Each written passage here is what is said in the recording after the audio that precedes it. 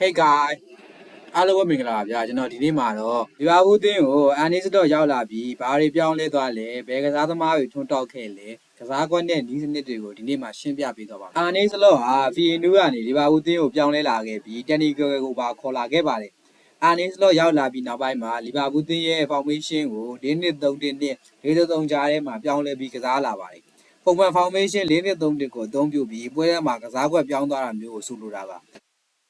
ဒီလိုမျိုးနီးစနစ်တွေကိုလီဗာပူးအသင်းသားမှာကနောက်ပိုင်းလက်တော် UEFA National League အချို့နီးပြတွေနဲ့ Final မှာဆိုပေါ်တူဂီအသင်းနဲ့စပိန်တို့ပွဲစဉ်မှာလည်းနီးပြနှစ်ယောက်လုံးရဲ့ကစားကွက်တွေကိုကစားပွဲထဲမှာပဲပြောင်းလဲကစားခဲ့တာကိုတွေ့ခဲ့ရပါတယ်။နီးပြတစ်ယောက်နဲ့တစ်ယောက်ကတော့ကစားကွက်ပြောင်းလဲကစားတာချင်းမတူသလိုလီဗာပူးအသင်းကိုယ်တိုင်ကလည်းပွဲတစ်ပွဲရဲ့အခြေအနေပေါ်မူတည်ပြီးကစားကွက်ကိုပြောင်းလဲကစားနေတဲ့အကြောင်းပွဲရဲ့တံပိုးကိုထိန်းချုပ်ခြင်းတဲ့အခါမျိုးခံစစ်ကိုဦးစားပေးကစားရမယ့်အခါမျိုးတိုက်စစ်ဖွင့်ကစားရမယ့်အခါမျိုးအမျိုးမျိုးသုံးတာကြောင့်ကစားကွက်တွေကိုအသေးစိတ်တက်ဗီဒီယိုတစ်ပုတ်ကျွန်တော်တောက်တဲ့ဆက်လုပ်ပေးပါမယ်ဗျ။ Number 1တပယ်ပေးဖို့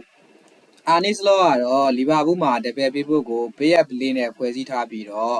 ဘက်ဖိုး၄ယောက်နဲ့စနစ်တကျတိစောက်ထားပါတယ်ဒီနီးစနစ်ကပတ်စင်တွေကိုဦးစားပေးပြီးတစ်ဆင့်နဲ့တစ်ဆင့်ကောင်းကောင်းအချိတ်ဆက်မိကစားရတဲ့နီးစနစ်မျိုးဖြစ်ပါတယ်ဒီနေရာမှာမက်အလစ်စတာနဲ့အန်တိုသို့မဟုတ်အသေးဝယ်မဲ့ defensive မီဒယ်ဖီတယောက်ကြားမှာအချိတ်ဆက်ဖို့ကစားရမှာဖြစ်ပြီးတော့ရီယိုတန်150နဲ့ဂျာပီနိုင်ငံသားဖလော်ရီယာဝစ်ကိုလည်းအားဖြစ်ထားပါတယ်ဒီကစားကွက်မှာဒဖန်နာ၄ယောက်က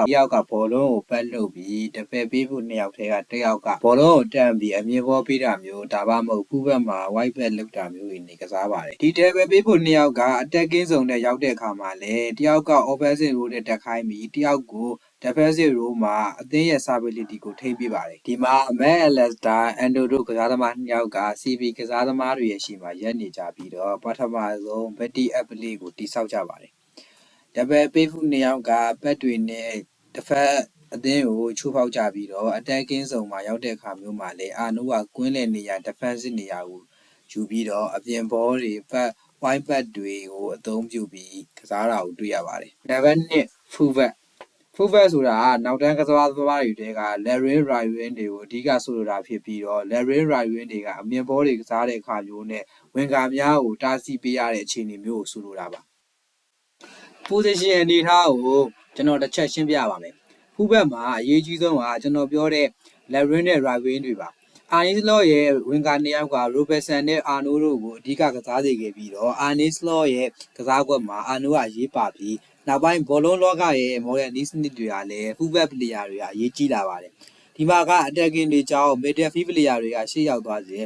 Arno ကကွင်းလယ်မှာနေရာယူပြီး Luis Diaz နဲ့ Salah တို့စီဘောလုံးကိုတိုက်ရိုက်ပေးပို့ပါတယ်Robertson ကိုတော့ Arne Slot က Luis Diaz သို့မဟုတ် midfield player တွေနဲ့သာတွဲကစားစီနံပါတ်3 attacking principle